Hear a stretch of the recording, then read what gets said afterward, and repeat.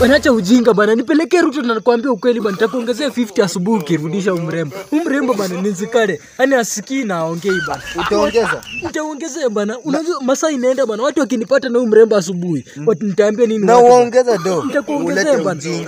Beb. Bibi mumu. Twende. Vijana. Vijana. Nyinyi ndio mnachukua wasichana, si ndio?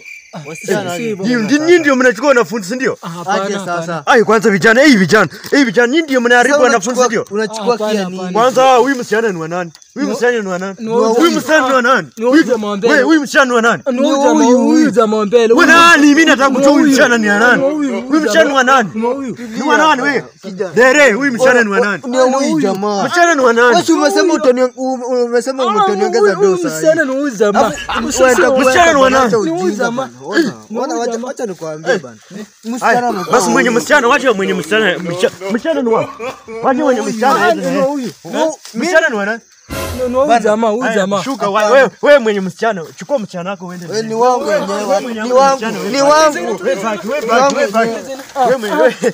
Wewe kusema kweli umrembo ni wangu si wake.